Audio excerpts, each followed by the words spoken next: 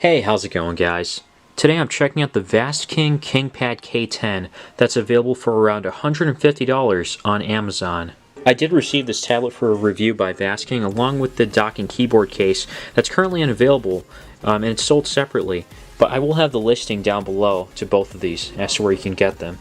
On the back is where the specs are located. It's running Android 10, 3 GB of RAM, 32 gigs of internal storage, 13 megapixel rear, 5 megapixel front camera, 1920 by 1200 IPS touchscreen, octa-core CPU.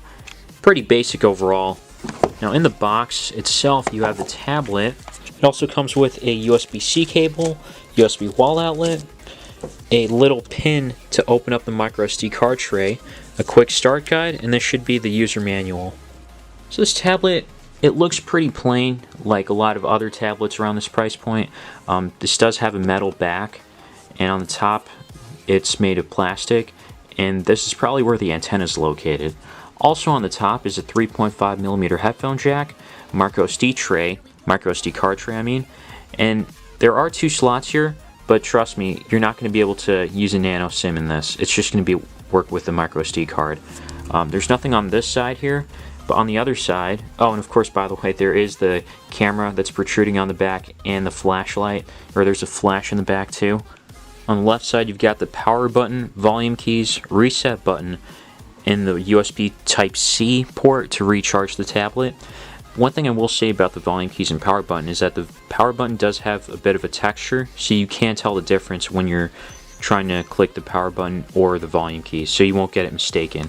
On the bottom there are 2 speaker grills and the 5-pin magnet to connect the keyboard.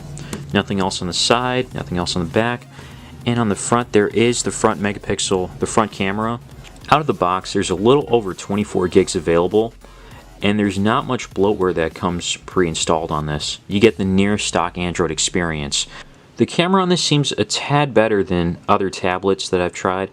You can actually read KingPad K10 on the side here of the box that I took a picture of. That's actually kind of impressive. So this is good for taking notes in class.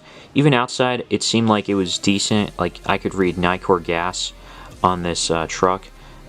But going further, you can't really read fire extinguisher on there. But take that how you will. It's a tablet.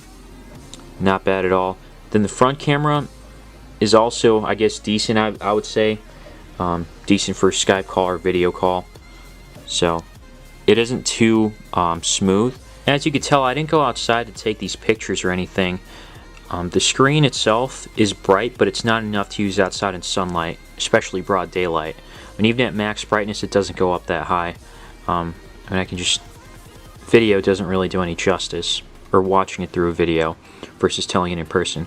But you know, that's how it has been for these tablets around this price range for like the past year, I want to say. You got 3 gigs of RAM. They have a 1920 by 1200 IPS display, not laminated. I mean, this is the same thing. This is exactly what it is. Except I think this has a slightly better or newer CPU than the other ones. We'll get to that more in just a moment. I was worked from home and sat for several hours every day. I now have... Of course, you can play videos at 1080p on YouTube, no problem there. Unfortunately, with Netflix, I just bought a subscription just to check this out. You can't watch videos at Full HD 1080p because this has a wideband security L3, so that means you can only play videos up to 540p on most streaming services. One thing I forgot to mention was the speakers on the bottom. They get kind of loud, but they're just tinny. Really nothing to expect. I think it's a little louder than another tablet that I tested out not too long ago. Anyways, I've got the Geekbench score here. The single core score was around 359. Multi-core was 1343. It is octa-core, so it has more cores than like a... Well, actually, I'm wondering if it's taking advantage of all the cores in this benchmark versus in other tablets. Because normally in other tablets, a single core score is like 700, 600, and then the multi-core score isn't that much higher. But on here, it looks like it beats the Redmi Note 8. So far, I've been using it. It's been pretty fluid, pretty solid. I haven't really noticed too many slowdowns at all. This does actually feel like it's a little smoother than other tablets that I've tried, especially as of late. The keyboard case will make it easy to carry this around. And it almost acts like a double case because there's a hardcover inside. Not saying that this is soft at all. It does have like a soft feel to it, but I think it's also plastic on the inside.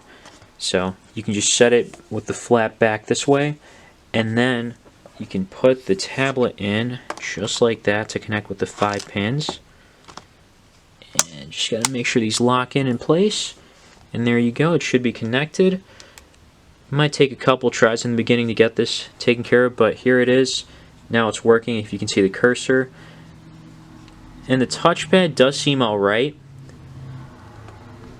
It goes by a 1 click, but it does feel a little cheap. The keyboard, however, is not bad at all. It's more flat, and you do get some feedback, so no problems there. Oh, and another cool feature is that when it closes, the screen actually does lock and it unlocks.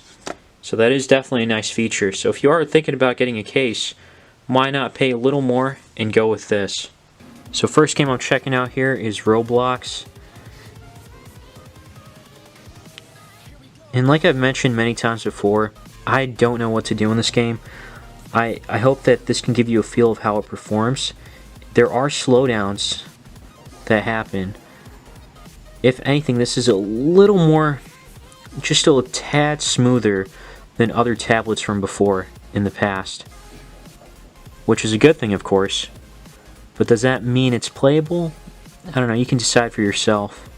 Next game here is Genshin Impact. And I think my eyes are deceiving me because this seems to be somewhat playable. Of course, you'll notice some hiccups here and there.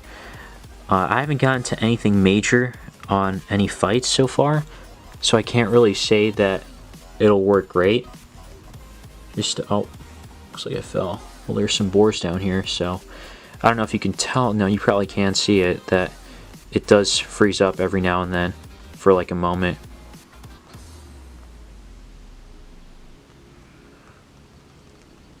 Alright, yeah, there you go. So I'm kind of impressed at how well stuff is playing on here. Granted, it's not, you know, perfect or anything. It's just that a lot of other tablets, I think I keep comparing it to like older tablets. The thing is though, is that this is a step up from other tablets for sure. It does have just 3 gigs of RAM. That does seem like it's enough. Obviously, the more the merrier. If you want more RAM, the only one I know of at the time of this video that has 4 gigs of RAM, and it goes for like you know, under 150, around the same price as the Tech Class P20 HD. Otherwise, I think this is actually a pretty great tablet because, like I mentioned before, performance does seem better. Even if it's a little bit, it's noticeable, that's for sure. And not just that, I did use this for quite a bit of time just to watch some stuff. I had the tablet running for quite a bit this one time, and I got 7 hours of on-screen time, which easily should last you the whole day with moderate use. And this was somewhat moderate use. I did play games here and there, and I had 10% battery life left. You could get more with the lower brightness, and if you're probably watching videos, you can probably etch out an hour or two more. Or squeeze out an hour or two more. So overall, this seems like a great tablet, a step up from other tablets in the past, because performance is a little better. It's noticeable, that's for sure. For media consumption, I'd also recommend taking a look at the Dragon Touch Max 10 Plus that I actually have right here. This one has a QLED display. The colors are more vibrant, and overall things look better on here. A great device to watch videos on YouTube, possibly Twitch. Unfortunately, this does have a wideband security of L3, so videos on Netflix and other streaming platforms may come out to be only 540p. Not may, but it will for Netflix and Disney Plus and Amazon Prime Video. You get the gist.